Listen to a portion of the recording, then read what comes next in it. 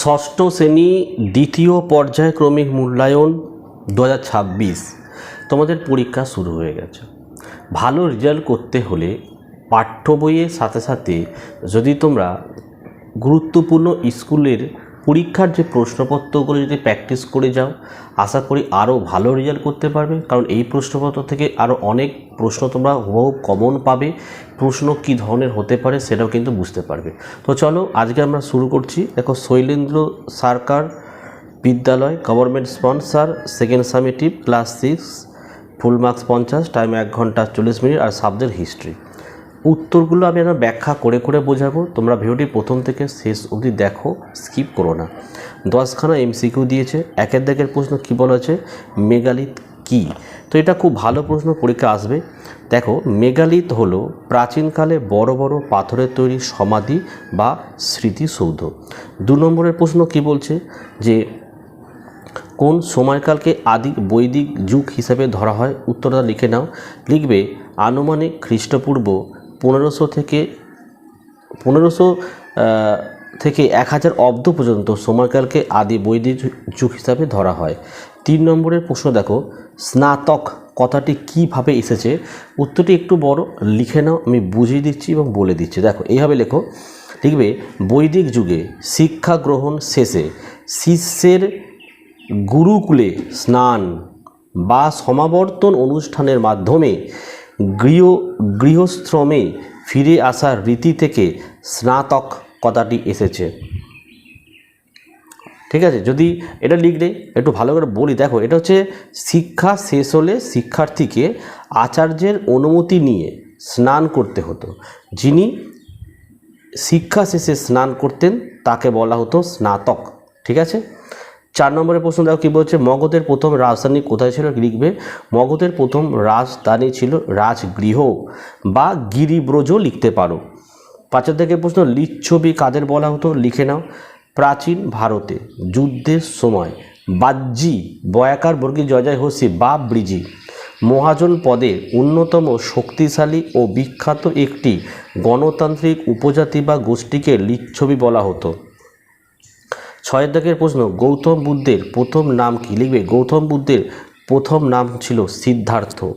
7 দাগের প্রশ্ন, সম্রাট মহিলা হলে তাকে কি বলা হতো? কি লিখবে? সম্রাট মহিলা হলে তাকে সাম্রাজ্ঞী বলা হতো। আর শেষ নন্দ রাজা কে ছিলেন? লিখবে শেষ নন্দ রাজা ছিলেন ধননন্দ। 9 ইন্ডিকা গ্রন্থটির রচয়িতাকে? লিখবে ইন্ডিকা গ্রন্থটির রচয়িতা হলেন গ্রিক দূত মেগাস্থিনিস। ঠিক আছে, ইনি চন্দ্রগুপ্ত মৌর্যের দরবারে সেলুকাসের দূত হিসাবে এসেছিলেন। 10 অটবি কথার অর্থ কী? এটা লিখবে অটবি কথার অর্থ হলো বন বা জঙ্গল, দুটোই লিখতে পারো। প্রাচীনকালে বনে বসবাসকারী আদিবাসী বা অনার্য জনগোষ্ঠীকে অটবিক বলা হতো। নেক্সট চলে আসো, 10টা শূন্যস্থান পূরণ দিয়েছে। আর্য কোনো ড্যাশ শব্দ নয়। কি লিখবে? জাতিবাচক শব্দ নয়। ব্যাপারটা বুঝে বলি।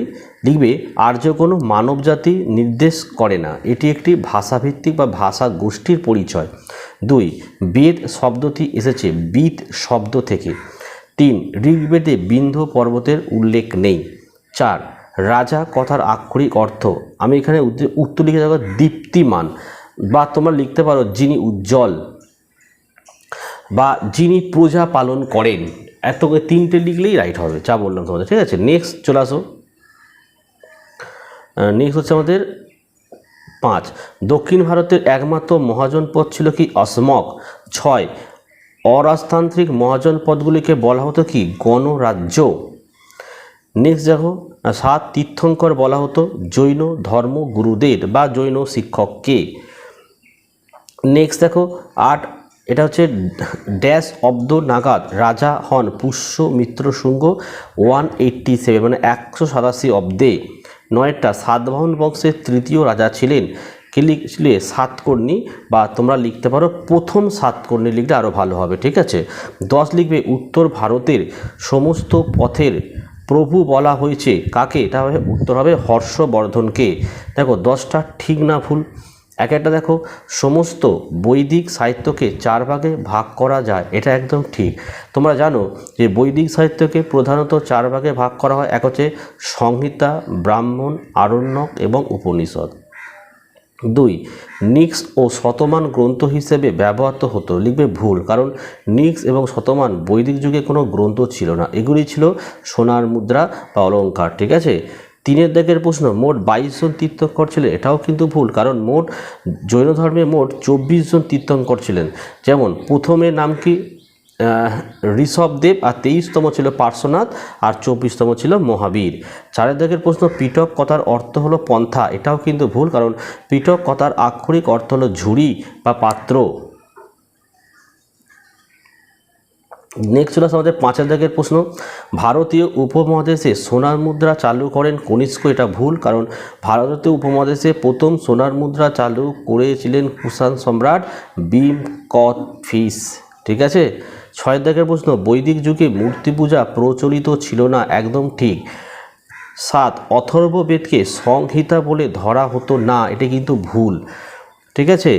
8 দেখো, 29 বছর বয়সে সিদ্ধার্থ সংসার ত্যাগ করেন, এটা কিন্তু একদমই ঠিক, কারণ গৌতম বুদ্ধ 29 বছর বয়সে দুঃখ থেকে মুক্তি উপায় এর খোঁজে তার স্ত্রী ও পুত্রকে রেখে গৃহত্যাগ করেছিলেন, যা ইতিহাসে মহাভেনিস্ক্রমণ নামে পরিচিত। 9 দাগের প্রশ্ন, কনিষ্ক 75 খ্রিস্টাব্দে শাসক হন, এটা ভুল, কারণ সম্রাট কনিষ্ক 78 খ্রিস্টাব্দে সিংহাসনে বসেন এবং এই সময় থেকেই শকাব্দ বা গণনা শুরু হয়। 10 দাগের প্রশ্ন, প্রথম দিকে গুপ্ত শাসকরা মহারাজা উপাধি নিতেন, এটা একদমই ঠিক। নেক্সট 4 দাগে দেখো, নিচের যে কোনো 4টি প্রশ্নের উত্তর দিতে হবে। 5 নম্বরের প্রশ্ন দেখো, একটা বৈদিক সভ্যতা বলতে কী বোঝো, পাঠ্য বই পাবে। বৈদিক সাহিত্য সম্পর্কে লেখো, এটাও পেয়ে যাবে। 2 দেখো, চতুরার্যম ও পঞ্চ মহাব্রত কী, অথবা প্রশ্ন বৌদ্ধ ধর্মগ্রন্থের নাম কি, সেটি কয় ভাগে বিভক্ত ও কী কী, অষ্টাঙ্গিক মার্গ সম্পর্কে লেখো, এগুলো রেডি করে রাখো। 3 দেখো, অর্থশাস্ত্র কার রচনা, এর মূল বিষয়বস্তু আলোচনা করো, অথবা প্রশ্ন অশোকের ধর্ম বলতে কী বোঝো। 4 নম্বর দেখে নাও, হর্ষচরিত কার রচনা, এই গ্রন্থে কী আলোচনা করা হয়েছে। 5, সাতবাহন শাসকদের শাসন পদ্ধতি আলোচনা করো। ঠিক আছে। তো এই ছিল আজকের ভিডিও কেমন লাগলো কমেন্ট করে জানাও। কোন সাবজেক্টের উপর ভিডিও চাই সেটা অবশ্যই বলো, সেই সাবজেক্টের উপর ভিডিও নিয়ে আসবো। ঠিক আছে। তো আজকের ভিডিওটি আমি এখানে শেষ করলাম।